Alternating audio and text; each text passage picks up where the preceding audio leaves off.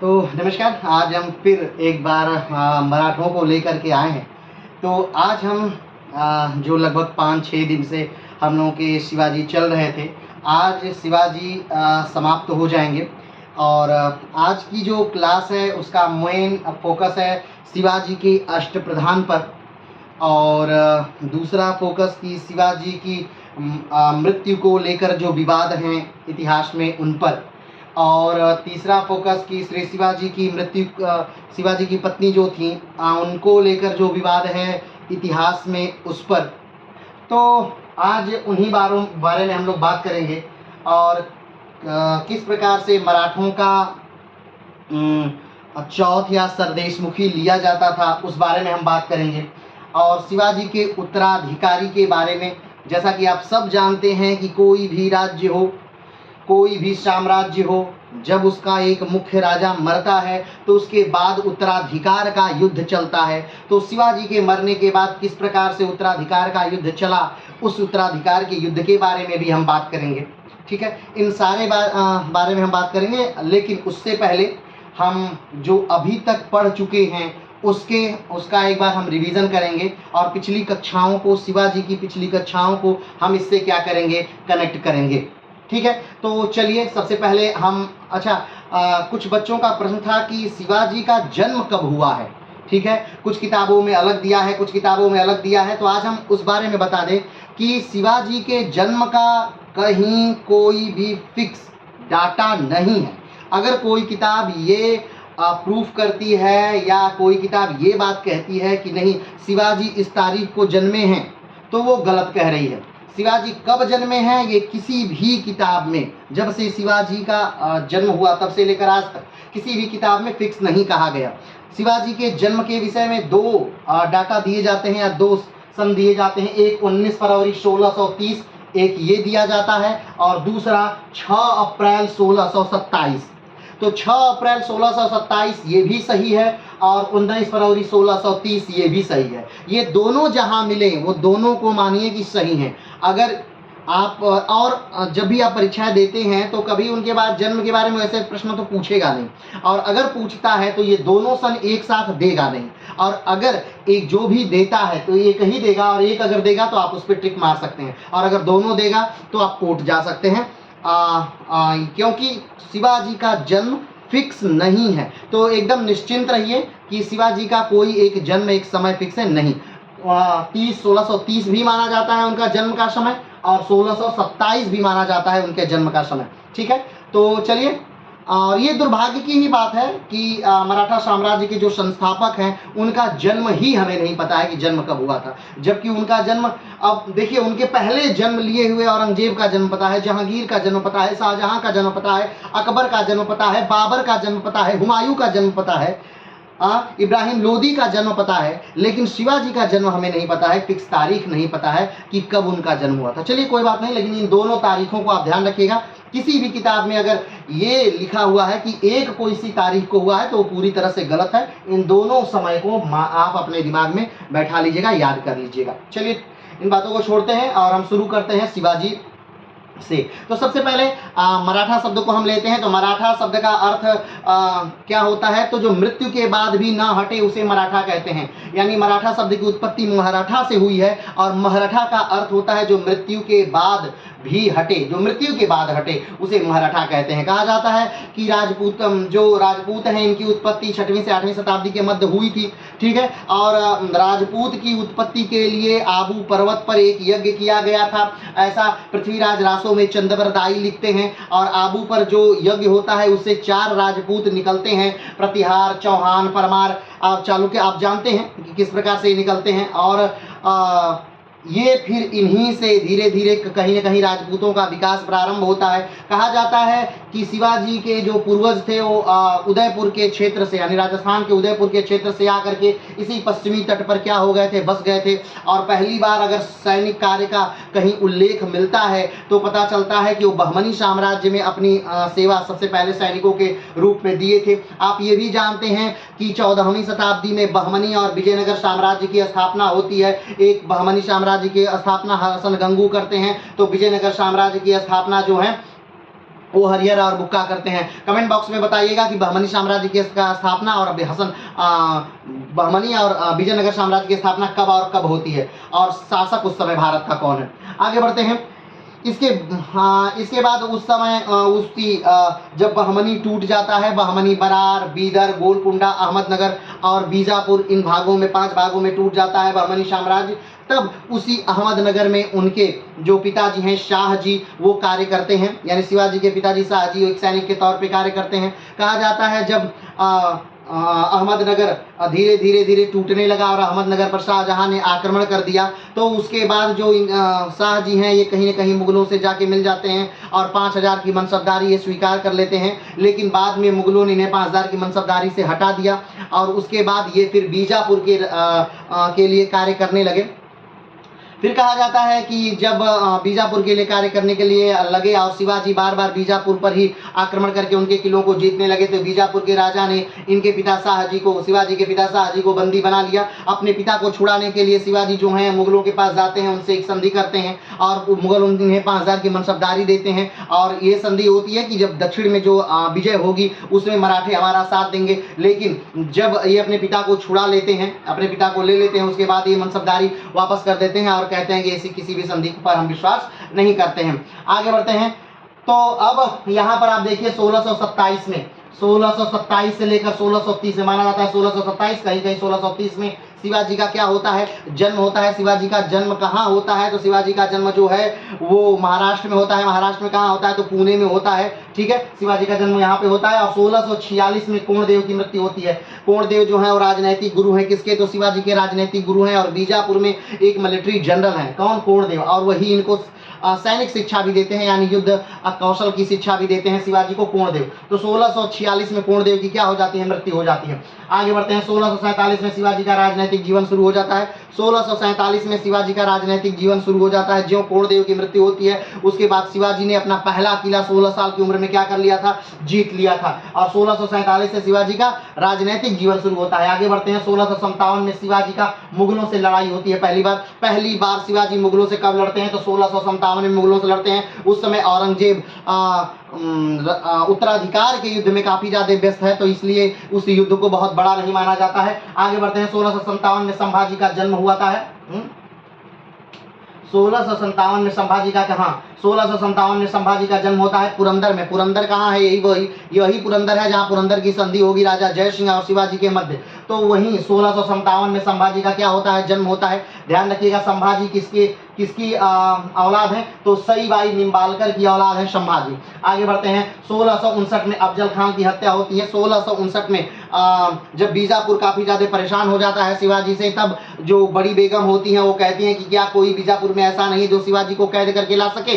तब अफजल खान अपनी तलवार निकालते हुए कहता है कि मैं बिना घोड़े से उतरे हुए ही शिवाजी को कैद करके लाऊंगा और दिखाऊंगा कि चूहा कैसा होता है। और वो शिवाजी को कैद करने के लिए एक लोहे का पिंजरा भी बनवाता है और 10,000 की सैनिक सेना लेकर के वो शिवाजी को पकड़ने के लिए निकल जाता है। बीच में बहुत सारे पत्र व्यवहार होते हैं और उस पत्र में कहीं न कहीं शिवाजी कहते हैं कि आप आइए हमारे पास, हम आपके सामने ही आत्मसमर्पण करेंगे और किसी के सामने आत्मसमर्पण नहीं करेंगे। ये जो अफजल खान है ये कहीं न कहीं जो शिवाजी हैं के कहीं न कहीं पुराने शत्रु हैं, क्योंकि उनके पिताजी को, शिवाजी के जो पिताजी हैं उनको बंदी बनाकर यही अफजल खान क्या करता है, ले जाता है। और कहीं न कहीं शिवाजी के जो बड़े भाई होते हैं उनको मारने वाला अफजल खान ही है।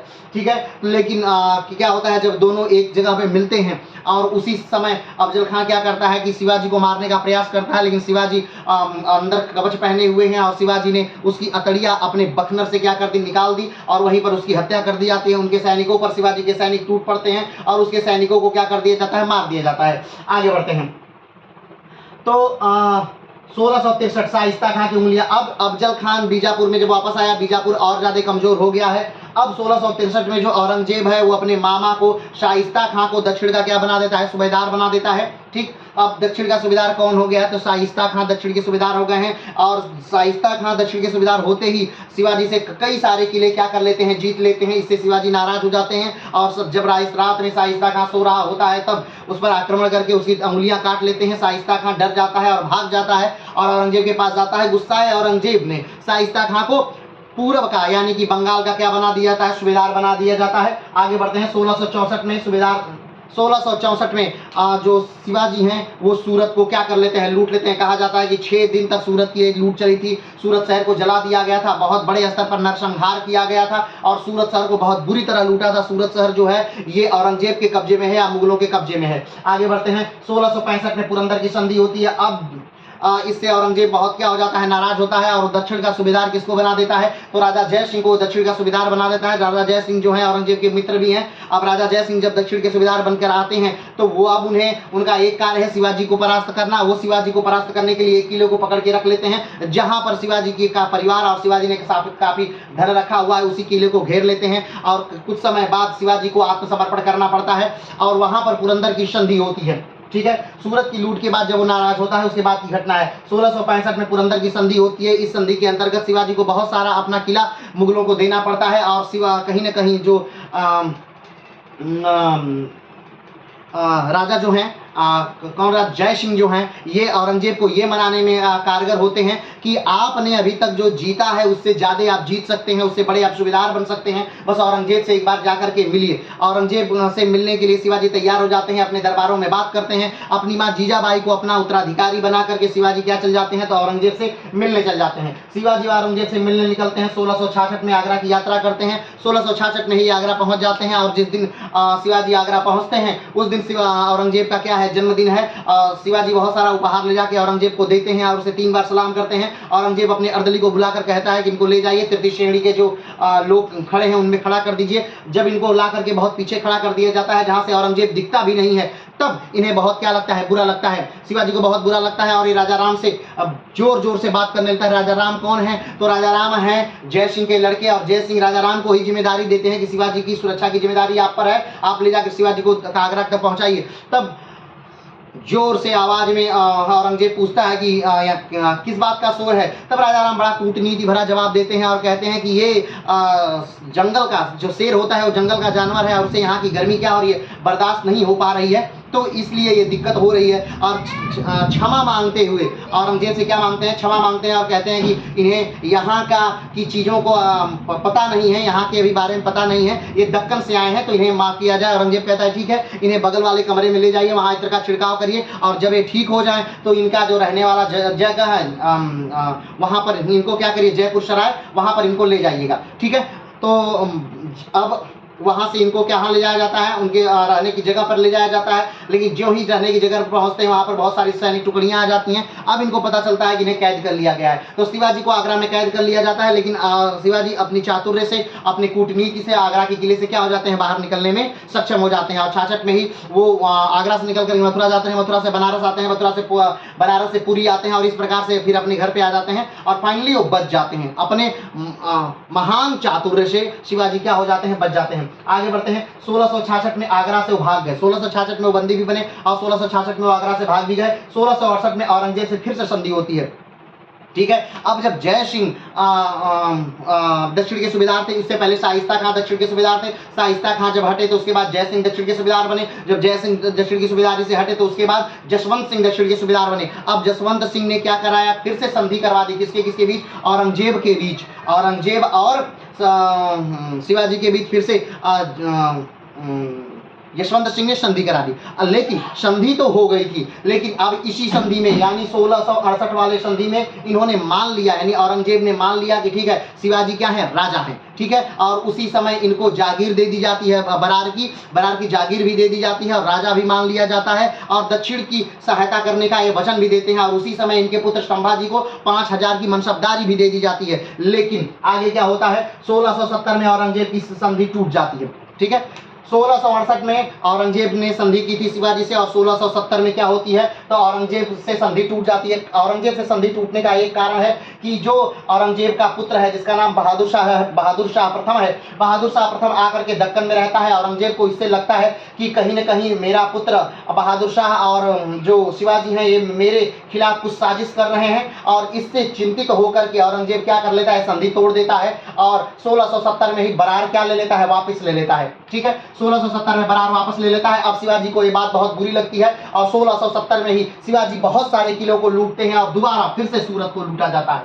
ठीक है, अब इसके बाद क्या होता है, 1674 में राज्याभिषेक कराते हैं शिवाजी। 1674 में जब देखते हैं शिवाजी को अब यहाँ तक ये 70 के बाद लगता है कि अब औरंगजेब मुझे राजा कभी स्वीकार नहीं करेगा। एक बार इसने राजा मान लिया, क्योंकि जब तक ये संधि नहीं हुई थी 1668 की, औरंगजेब से शिवाजी की संधि नहीं हुई थी, औरंगजेब शिवाजी को पहाड़ी चूहा कहता है, वो राजा नहीं स्वीकार करता है। लेकिन 70 के बाद उन्हें लगता है कि दूसरे के राजा स्वीकार करने ना करने से क्या फर्क पड़ता है, 1674 में ये स्वयं अपना राज्याभिषेक करवा लेते हैं। ठीक है, हमने बताया था कि 1674 में जब ये राज्याभिषेक करवाते हैं रायगढ़ दुर्ग में, तो कुछ ही समय बाद इनकी माता क्या हो जाती हैं, मर जाती हैं। और जब इनकी माता मर जाती हैं तो इनको ऐसा लगता है कि ये जो मेरा राज्याभिषेक था ये अशुभ था। तो 1674 में दोबारा इनका राज्याभिषेक होता है। मैंने बताया था कि जो पहला राज्याभिषेक होता है वो काशी के पंडित द्वारा होता है, और दोबारा जो राज्याभिषेक होता है वो तांत्रिक विधि से होता है। ठीक है, आप जानते होंगे तांत्रिक विधि, ये तंत्र मंत्र जादू टोना वाला जो भी बातें बताई गई हैं वो अथर्ववेद में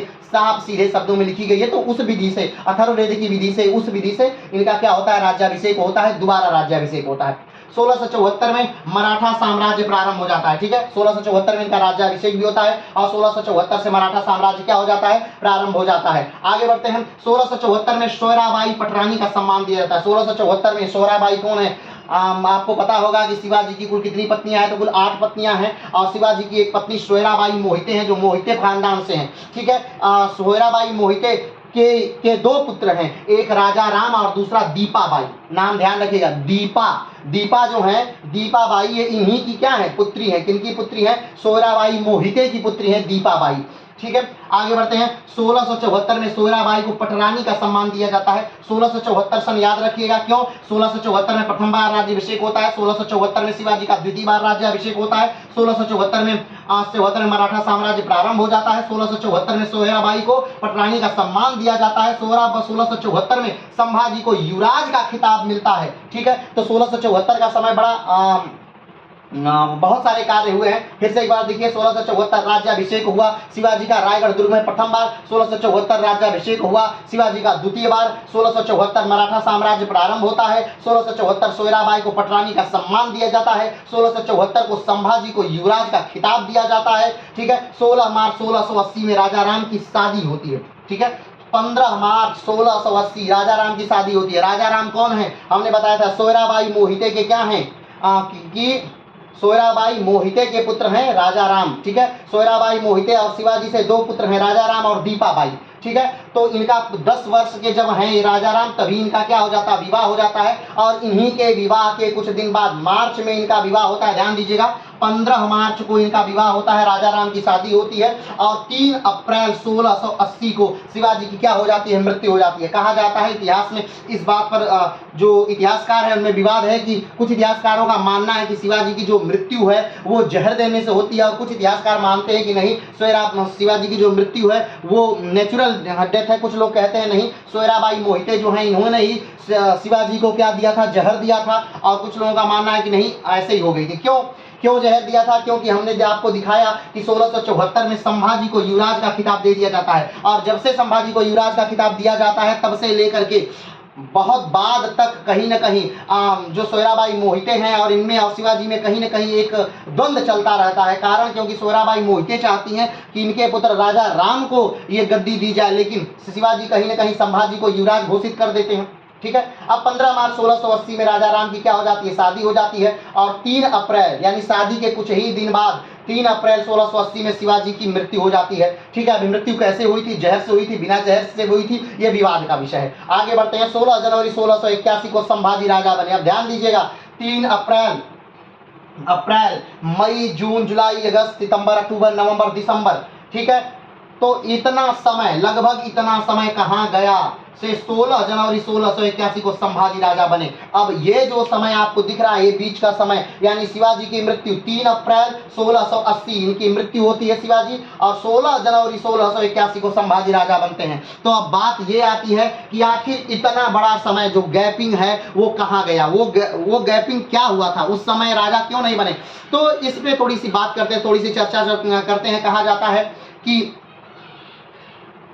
शिवाजी की मृत्यु के बाद एक कहीं न कहीं युद्ध चलता है। ये भी माना जाता है कुछ लोगों के द्वारा कि शिवाजी ने अपने पुत्र जो संभाजी हैं उनको बंदी बना दिया था, और जब शिवाजी की मृत्यु होती है तो उनका जो दाह संस्कार है उनका बड़ा बेटा संभाजी नहीं करते हैं बल्कि राजा राम करते हैं। लेकिन कुछ ये कोई स्पष्ट बात नहीं है, इस पर भी इतिहासकारों का विवाद है। देखिए, जब भी कोई बड़ा व्यक्ति होता है तो हमेशा उसके प्लस पॉइंटों को ही गिनाया जाता है, उसमें क्या खामियां हैं क्या कमियां हैं इसको नहीं बताया जाता है, इसको छुपाया जाता है। और जब भी कमियां खामियां कोई लेकर के आ जाता है बाहर तो इस बातों पर विवाद हो जाता है। क्यों? क्योंकि ऐसा माना जाता है कि उनमें कमियां तो हो ही नहीं सकती, उनमें ये कमियां तो हो ही नहीं सकती, तो इस बात को इग्नोर करिए। आगे बढ़ते हैं। तो यहाँ पर कहीं न कहीं जो सोयराबाई मोहिते हैं और उनका अलग गुट बन जाता है, और जो संभाजी हैं इनका अलग गुट बन जाता है। ठीक है, तो संभाजी का गुट चाहता है कि संभाजी राजा बने, सोयराबाई मोहिते का गुट चाहता है कि राजा राम राजा बने। लेकिन राजा राम, जब शिवाजी की मृत्यु हो रही है उस समय राजा राम मात्र 10 वर्ष के हैं, तो राजा राम कहीं भी राजा बनने के उस समय योग्य नहीं है। ठीक है, तो लेकिन उस समय संभाजी के लिए भी सही माहौल नहीं चल रहा था। क्यों? क्योंकि उससे पहले लगभग 2 साल तक संभाजी कहीं न कहीं मुगलों के संपर्क में थे, तो सबकी तीखी नजरें कहीं न कहीं संभाजी पर गड़ी हुई हैं कि संभाजी हो सकता है मुगलों से मिलकर कुछ और चाल चले हों, और मुगल कहीं न कहीं मराठों के परम शत्रु हैं। तो इसलिए संभाजी भी दूसरों की नजरों में, सबकी नजरों में गड़े हुए हैं। लेकिन एक व्यक्ति है जो संभाजी के हमेशा साथ है। चलिए, इन सारी बातों पर हम विस्तार से बात करेंगे। अभी हम आ जाते हैं मराठा कर पे, जो आज का मूल टॉपिक है। अभी तक जो हमने बातें की, ये बातें हम पीछे कर चुके हैं, और इन बातों को अगर आपको जानना है, समझना है, तो आप पीछे की वीडियो को देख के जान समझ सकते हैं। तो आज हम बात करने जा रहे हैं मराठा कर कि मराठा कर कितने प्रकार के होते थे, मराठा कर कहां कहां से लिए जाते थे। चलिए, तो सबसे पहले हम बात करते हैं मराठा के 2 कर जो हैं वो बहुत ज्यादा फेमस थे। नंबर 1 चौथ, और नंबर 2 सरदेशमुखी। ठीक है, मराठों के जो कर हैं वो 2 कर हैं बहुत मुख्यतः, एक चौथ का और दूसरा सरदेशमुखी, ये 2 कर हैं। जैसे कि जब हम बात करते हैं इस्लाम की, तो इस्लाम में कौन कौन से कर हैं? तो इस्लाम में कर हैं जजिया, इस्लाम में कर है जजिया, जकात, खुम्स और खराज, ये प्रमुख कर हैं इस्लाम के। उसी प्रकार जो मराठों के कर हैं वो कौन से हैं? तो चौथ और सरदेशमुखी। कमेंट बॉक्स में बताइएगा कि जजिया, जकात, खुम्स और खराज ये कब कब लिए जाते हैं, किस किस चीज पर ये कर लिए जाते हैं। आगे बढ़ते हैं। चौथ के बारे में बात करते हैं। तो भूमि का 1/4 भाग, यानी उत्पादन का 1/4 भाग लिया जाता था। किससे लिया जाता था? तो यह पड़ोसी राज्य से लिया जाता था। ध्यान रखिएगा, जो चौथ है ये किससे ली जाती थी? यह पड़ोसी राज्य से ली जाती है। चौथ किससे ली जाती है? पड़ोसी राज्य से ली जाती है। ठीक है, अपने राज्य में नहीं, पड़ोसी राज्य से ली जाती है। ठीक है, क्यों? सिर्फ इसलिए लिए जाती है क्योंकि मराठे आप पर आक्रमण नहीं करेंगे। अगर आप ये कर देंगे तो मराठे आप पर क्या करेंगे? आक्रमण नहीं करेंगे, इसलिए आप अपना ये कर दीजिए। अगर आप ये कर नहीं देंगे तो मराठे चाहे जब आप पे आक्रमण कर देंगे। अब रात में आकर के मराठे आप पर आक्रमण करके भाग जाएंगे तो आपके राजा यानी मुगल आपको कैसे बचाएंगे? ठीक, आप सो रहे होंगे, मराठे आप पर आक्रमण करके आपको मार देंगे तो आपको कौन बचाएगा? आप मैंने किसी भी टाइम डाकुओं की तरह अगर मराठे आप पर आक्रमण कर देंगे तो आपको कौन बचाएगा? इसलिए ये चौथ ली जाती है। बात समझ रहे हैं? यानी कि ये ऐसा टैक्स है कि आपको देना है, और इसके बदले मराठे क्या करेंगे? इसके बदले मराठे करेंगे कि वो आप पर आक्रमण नहीं करेंगे। यानी हम आपको नहीं मारेंगे इसलिए आप हमें कर दीजिए, हम आपका रोड बनवाएंगे इसलिए नहीं, हम आपको पानी की व्यवस्था करेंगे इसलिए नहीं, हम आपकी सिंचाई की व्यवस्था करेंगे इसलिए ये टैक्स नहीं है, हम आपकी गांव के शहर के विकास की का कार्य करेंगे इसलिए टैक्स नहीं लिया जा रहा है। ये चौथ है इसलिए टैक्स नहीं लिया जा रहा है। ये टैक्स क्यों लिया जा रहा है? ये टैक्स इसलिए लिया जा रहा है क्योंकि हम आपको मारेंगे नहीं, हम आप पर आक्रमण नहीं करेंगे, इसलिए ये चौथ वाला जो टैक्स है ये लिया जा रहा है। किसके द्वारा? तो मराठों द्वारा। दूसरा जो मराठों का टैक्स है वो क्या है? सरदेशमुखी है। क्या है? सरदेशमुखी। यह कर जो भूमि मराठों ने जीती थी उसमें रहने वाले किसानों से ली जाती थी। यह उपज का 10% लिया जाता था। ठीक है, सरदेशमुखी क्या है? सरदेशमुखी ऐसा टैक्स है कि जो भूमि मराठों की है और उस भूमि में जो किसान हैं जो कार्य कर रहे हैं तो वो अपने उत्पादन का कितना देंगे? 10% अपने उत्पादन का देंगे। कौन? तो किसान देंगे। ठीक है, और ये किसान जो हैं ये मराठों के साम्राज्य के अंदर रहने वाले किसानों से टैक्स वसूला जाता है। यानी कि सरदेशमुखी जो है एक तरह का लगान है, ठीक है, जो अपने राज्य के रहने वाले लोगों से लिया जा रहा है। और चौथ जो है एक तरह का टैक्स है जो दूसरे राज्य के लोगों से लिया जा रहा है, ये कहकर कि हम तुमको आक्रमण नहीं करेंगे, हम तुमको मारेंगे नहीं, इसलिए ये चौथ है। ठीक है, तो मराठों का दो कर जो आप जाने, पहला चौथ और दूसरा सरदेशमुखी। आइए मराठों के हम अष्टप्रधान की बात करते हैं। अब ये बात आती है कि आखिर अष्टप्रधान कौन है। ठीक है, सेम ऐसा ही एक पद आता है, कब, तो अष्ट दिग्गज करके। ये कब आता है, दक्षिण में एक साम्राज्य है विजयनगर साम्राज्य। कौन साम्राज्य है, विजयनगर साम्राज्य। और विजयनगर साम्राज्य में संगम, सुलभ और तुलुभ राजवंश में एक राजा हैं कृष्णदेव राय। कृष्णदेव राय के शासनकाल में एक टैक्स लिया, 8 तेलुगु कवि हैं, वो उनके दरबार की शोभा बढ़ा रहे हैं, उनको अष्ट दिग्गज कहा जाता है। ठीक है, तो ध्यान रखिएगा, बार बार पूछा जाता है अष्ट दिग्गज और अष्टप्रधान। तो अष्टप्रधान जो है ये मराठा साम्राज्य में है शिवाजी के समय में अष्टप्रधान, और अष्ट दिग्गज जो है तुलुभ राजवंश में। ठीक है, कृष्णदेव राय के शासनकाल के समय में है अष्ट। ठीक है, आगे बढ़ते हैं। चलिए, तो कौन कौन से मराठा प्रशासन में एक अष्टप्रधान, कौन कौन से कौन कौन पद है एक बार देख लेते हैं। पहला पद जो है वो पेशवा का पद है। किसका पद है, पेशवा का। पेशवा यानी प्रधानमंत्री, पेशवा यानी प्रधानमंत्री, यानी इसे वित्त मंत्री, यानी कि जो मामले धन का मामला है उससे रिलेटेड हैं पेशवा, ये कार्य करेंगे। यानी धन से कहाँ कितना धन समाप्त हुआ, कहाँ कितना धन लिया गया, कहाँ कितना धन दिया गया, इस बारे में जो बात करते हैं वो कौन करता है, वो वित्त मंत्री करते हैं। और दूसरा है मजूमदार। कौन है, मजूमदार। दूसरा पद क्या है अष्टप्रधान का, मजूमदार, या जिसे आमात्य कहते हैं। ये आमात्य जो है ये बड़ा प्राचीन पद है। कौन सा पद है, ये बड़ा प्राचीन पद है। कब का कहा जाता है कि जब ये मौर्य काल है, तो मौर्यों के समय में ही ये उस समय से शुरू हुआ था, मौर्य काल से शुरू हुआ था। और उस समय जो आमात्य है वो एक काफी बड़ा पद है, लेकिन इस समय जो है इससे ये जो आमात्य हैं ये उस आमात्य के बराबर तो नहीं है, लेकिन ये भी आमात्य का पद है। ये अकाउंटेंट है एक तरह के। ठीक है, एक क्या है, अकाउंटेंट है, मजूमदार भी कहते हैं या आमात्य भी कहते हैं। आगे बढ़ते हैं, तीसरा है सरे नौबत। तीसरा कौन है, सरे नौबत, और इनका ये क्या है, ये सैन्य अधिकारी है। सरे नौबत क्या है, सैन्य अधिकारी है। अगला कौन है, वाक्या नवीश। अगला कौन है, वाक्या नवीश है, और इनका कार्य क्या है, गुप्तचर विभाग। ठीक है, जैसे आज रॉ है, ISI है, मोसाद है, ठीक है, CIA है, ये सारे क्या है, गुप्तचर विभाग हैं अलग अलग देशों के। तो उसी प्रकार उस समय जो गुप्तचर विभाग है वो उसका क्या नाम है, हेड है जो, उसका नाम है वाक्या नवीश, गुप्तचर विभाग का प्रधान। ठीक है, तो अगला क्या है, सुरबीर या चिटनीस। अगला कौन है, सुरबीर या चिटनीस है, या इनका क्या कार्य है, एक कोरेस्पोंडेंस है।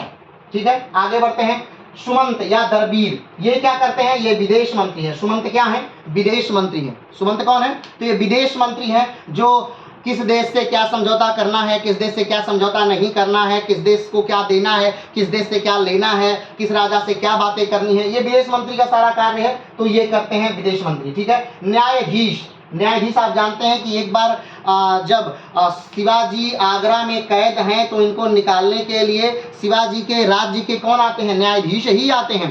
ठीक है, उनको निकालने के लिए। तो न्यायाधीश न्याय व्यवस्था को बनाने का कार्य करते हैं, कौन, न्यायाधीश। आगे बात करते हैं पंडित राव। आगे कौन है, पंडित राव। ये कौन है, तो इनका कार्य है कि धर्म क्या है, धर्म का ज्ञान देना कि किस क्या चीज धर्म है, क्या चीज अधर्म है। ठीक है, कहाँ कितना दान देना है, कब कहाँ पुण्य करना है, कब कौन सा हवन करना है, कब कौन सा यज्ञ करना है, यानी धर्म संबंधी सारी जानकारियां कौन देगा, तो पंडित राव देंगे। ठीक है, तो ये जो मराठा साम्राज्य है, मराठा साम्राज्य के ये अष्ट प्रधान है, आपके सामने यहाँ पर अष्ट प्रधान है। अब ध्यान देना है कि अब शिवाजी का आखिरी समय नजदीक है। ठीक है, और शिवाजी के अगर उत्तराधिकारी देखे जाएं तो शिवाजी के हमने बताया था 2 पुत्र हैं। ठीक, एक राजा राम और दूसरा संभाजी। लेकिन राजा राम के राजा बनने का चांस बहुत कम है, कारण कि जब 1680 में शिवाजी की मृत्यु हो रही है उस समय राजा राम जो हैं वो छोटे हैं, मात्र 10 वर्ष के हैं। हमने बताया था कि राजा राम का विवाह हुआ था कब, तो 15 मार्च 1680 में 15 मार्च 1680 में राजा राम का विवाह होता है और उस समय राजा राम कितने वर्ष के हैं? तो मात्र 10 वर्ष के हैं। ठीक है, तो उस समय राजा राम 10 वर्ष के हैं। तो जब मृत्यु हो रही है तो वो स्वाभाविक बात है 10 वर्ष के ही हैं, तो राजा राम के राजा बनने का चांस कम है। लेकिन जो राजा राम की माँ हैं जिनका नाम सोयराबाई मोहिते हैं, ये इनका प्रभाव दरबार में काफ़ी ज़्यादा है। ठीक है, तो ये अपने बच्चे को राजा बनाना चाह रही हैं। बहुत इनकी मंशा है कि उनका बेटा राजा बने, और लेकिन संभाजी को राजा बनने का चांस ज़्यादा है।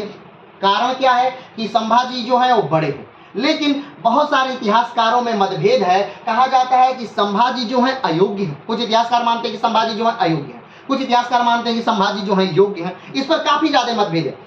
जब शिवाजी अभी मरे नहीं हैं तभी से कहा जाता है कि संभाजी का संपर्क मुगलों से है। तो कहीं ना कहीं हमने बताया था कि 68 में जो संधि हुई थी, ठीक है, 1668 में जो संधि हुई थी उसमें संभाजी को 5000 का मनसबदारी दे दिया गया था, और 70 में पुनः वो संधि टूट गई थी। लेकिन कहीं ना कहीं कहा जाता है कि संभाजी जुड़े रहे। ठीक है, कहीं ना कहीं अब जहाँ जुड़े रहे हो तो वो 2 वर्ष जो है, 2 वर्ष लगातार इनके संपर्क में, मुगलों के संपर्क में रहते हैं संभाजी। तो इनका अस्तित्व तो कहीं ना कहीं मराठा साम्राज्य में नीचे हुआ है। मराठा में इनकी वैल्यू कम हुई है, इनको लोग संशय भरी निगाह से देख रहे हैं। ठीक है, तो अब उत्तराधिकार का युद्ध है। जब शिवाजी मर जाते हैं तो उत्तराधिकार चलता है, उत्तराधिकार का युद्ध चलता है। जो सोयराबाई मोहिते हैं ये अपना गुट बनाती हैं, और जो संभाजी हैं ये अपना गुट बनाते हैं। अब कहीं कहीं ये भी इतिहासकार मानते हैं कि जब शिवाजी मरते हैं उस समय संभाजी को क्या डाला गया है? जेल में डाल दिया जाता है। ठीक है, और जब शिवाजी मर रहे हैं उस समय उनका जो चिता की अग्नि है वो कौन देता है? तो उनके छोटे बेटे राजा राम देते हैं। क्यों? क्योंकि शिवाजी क्या है, संभाजी क्या है, अयोग्य हैं। और ये भी कहा जाता है कि शिवाजी के मरने के बाद राजा राम का राज्याभिषेक भी कर दिया जाता है। राज्याभिषेक हो चुका है। ठीक है, शिवाजी मर रहे हैं और राजा राम का राज्याभिषेक कर दिया गया। शिवाजी के मरते ही ये सिर्फ मराठों में ही नहीं है कि उत्तराधिकार का युद्ध चल रहा है, कौन राजा बनेगा कौन राजा बनेगा। जब भी इतिहास ऐसा हुआ है तब ऐसा हुआ है, चाहे वो खिलजी वंश रहा हो, तुगलक वंश रहा हो, सैयद वंश रहा हो, लोधी वंश रहा हो, गुलाम वंश रहा हो, या फिर मुगल वंश रहा हो, इसमें सब में हत्याओं का क्रम जारी रहा हो। या प्राचीन भारत में ही अगर हम ले लें, ठीक है, तो चाहे वो मौर्य वंश रहा हो उसमें भी हत्याओं का क्रम क्या रहा है, जारी रहा है। ठीक है, चलिए इन बातों को छोड़ते हैं, आगे बढ़ते हैं हम। तो अभी क्या हो रहा है, जो संभाजी हैं 2 लोग उत्तराधिकार की लड़ाई में हैं। एक संभाजी जो उनके बड़े पुत्र हैं, और दूसरे सोयराबाई मोहिते के पुत्र कौन, राजा राम। ठीक है, सोयराबाई मोहिते के 2, एक पुत्र एक पुत्री हैं। एक पुत्र जो है उनका नाम राजा राम है, जो पुत्री है उनका नाम क्या है, दीपाबाई। चलिए आगे बढ़ते हैं। संभाजी की उदंडता के कारण शिवाजी ने उनको पल्हारा के दुर्ग में बंद कर दिया था। अब ध्यान दीजिएगा, ये जो लाइन है ये पूरी तरह से फिक्स नहीं है। कुछ इतिहासकार जो मानते हैं कि हाँ ये बात ऐसी है, ठीक है, लेकिन कुछ इतिहासकार मानते हैं कि नहीं ये बात ऐसी नहीं है। अब एक पुस्तक है Renaissance state the unwritten story of making of Maharashtra. ठीक है, Renaissance state the unwritten story of making of Maharashtra किसकी पुस्तक है, गिरीश कुबेर की पुस्तक है, उसमें ये बातें लिखी हुई हैं। ठीक है, तो अब बाकी क्या है वो आगे हम उस पर छोड़ देते हैं, आगे बढ़ते हैं। तो जब शिवाजी की मृत्यु हो रही है उस समय संभाजी कहाँ है, जेल में है, लेकिन किसी प्रकार से वो छूटते हैं और वो फिर से राजा बनने के यानी उत्तराधिकार के युद्ध में प्रतिभाग करते हैं। आगे बढ़ते हैं। शिवाजी के मरने के बाद उनकी चिता को राजा राम ने अग्नि दिया था। आगे बढ़ते हैं। सेनापति हम्मीर राव, अब ये वो नाम है, हम्मीर राव वो नाम है, ये शिवाजी के क्या हैं, ये शिवाजी के बहुत वफादार व्यक्ति हैं। शिवाजी की क्या है, बहुत वफादार व्यक्ति है हम्मीर राव। हम्मीर राव ही साथ देते हैं किसका, संभाजी का, उनके राजा बनने में। कौन साथ देता है, हम्मीर राव। तो हम्मीर राव साथ देते हैं संभाजी का, और जेल से मुक्त कर दिया, और शिवाजी का उत्तराधिकारी संभाजी बन गए। ठीक है, जेल से मुक्त हो जाते हैं कौन,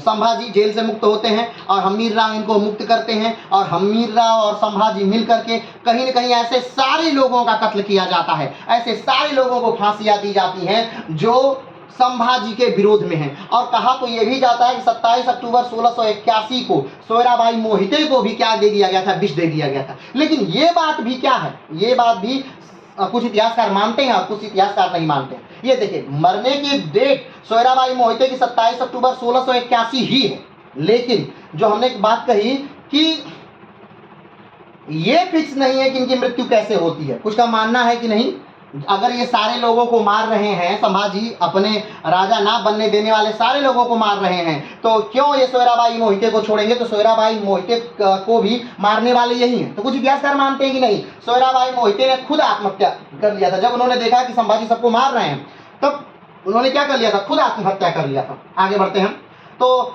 हमीरराव की मदद से जो संभाजी हैं ये राजा बन जाते हैं, ठीक है। और ये सारी बातें जो लिखी हुई हैं ये किसमें है, तो हमने बताया था कि ये पुस्तक जो है Renaissance state the unwritten story of making of Maharashtra में ये सारी बातें क्या हुई हैं, लिखी गई हैं, और उसके लेखक हैं गिरीश कुबेर, ठीक है। तो आज और ध्यान दीजिएगा, शिवाजी की मृत्यु 3 अप्रैल 1680 को हुई थी। शिवाजी की मृत्यु कब हुई थी? 3 अप्रैल 1680 को। और शिवाजी के जो पुत्र हैं, पहले तो राजा कौन बन जाता है, राजा राम राजा बन जाते हैं, लेकिन उसके बाद राजा कौन बनता है, तो राजा बनते हैं संभाजी। संभाजी राजा कब बनते हैं, तो 16 जनवरी 1681 को संभाजी राजा बनते हैं। और जो बीच का समय है उसमें उत्तराधिकार का युद्ध चलता है। जिस प्रकार से 1627 में जहांगीर की मृत्यु हो जाती है, लेकिन शाहजहां राजा कब बनता है, 1628 में, कारण उस समय उत्तराधिकार का युद्ध चलता है, ठीक है। 1607 में और ये राजा मर जाता है, कौन, औरंगजेब, लेकिन उसके बाद उसका पुत्र कुछ समय बाद राजा बनता है, कारण उत्तराधिकार का युद्ध चल रहा है, ठीक है। तो ऐसे बहुत सारा आपको मिलेगा जहां उत्तराधिकार का युद्ध चल रहा है। तो मराठा साम्राज्य में भी क्या चल रहा है, उत्तराधिकार का युद्ध चल रहा है। तो आज हमने शिवाजी को क्या कर दिया, समाप्त कर दिया। ये जो शिवाजी से जुड़े सारे सन हैं इन्हें एक जगह कहीं लिख लीजिएगा, क्योंकि ये बार बार कहीं ना कहीं आपको परेशान करेंगे। और ध्यान रखिएगा, मराठा साम्राज्य के संस्थापक शिवाजी जो हैं उनके जन्म से संबंधित 2 सन हैं, एक 19 फरवरी 1630 और दूसरा जो है 6 अप्रैल 1627। तो इन दोनों को सही मानिएगा, इन दोनों में से कोई गलत नहीं है, ये दोनों सही है, ठीक है। तो आगे कल से हम लोग किसको पढ़ेंगे, तो कल से हम लोग पढ़ेंगे संभाजी महाराज को, ठीक है। किसको पढ़ेंगे, संभाजी महाराज को, ठीक है। संभाजी राजा बनेंगे, लेकिन कुछ ही समय बाद संभाजी की भी क्या हो जाती है, मृत्यु हो जाती है, या कहा जाए तो बहुत बुरी तरह औरंगजेब द्वारा उनको क्या कर दिया जाता है, मार दिया जाता है। और संभाजी के मृत्यु के बाद उनके पुत्र को क्या कर लिया जाता है, बंदी बना लिया जाता है। तो फिर से राजा कौन बन जाएगा, तो फिर से राजा बन जाएंगे राजा राम ही राजा बनेंगे, ठीक है। राजा राम राजा बनेंगे और कुछ समय बाद राजा राम की भी मृत्यु हो जाएगी। तो फिर से राजा राम के जो पुत्र हैं शिवाजी द्वितीय वे राजा बनेंगे। तो फिर से उत्तराधिकार का एक युद्ध चलेगा। तो बार बार उत्तराधिकार का भी युद्ध चलता रहेगा। ये उत्तराधिकार का युद्ध कब जाके थमेगा, जब पेशवाओं के हाथों में क्या आ जाएगी, ताकत आ जाएगी। और लगभग 2 पेशवाओं तक ये युद्ध नहीं होगा, लेकिन फिर से उत्तराधिकार का युद्ध चलने लगेगा। और यही उत्तराधिकार का युद्ध, यही मराठाओं का बटना ही मराठाओं के पतन का क्या हो जाएगा, कारण हो जाएगा। तो आज के क्लास के लिए सिर्फ इतना ही। कल मिलेंगे हम लोग किसके साथ, तो संभाजी के साथ। कल से हम एक नया अध्याय शुरू कर रहे हैं, संभाजी। तो आज के लिए इतना ही। जय हिंद।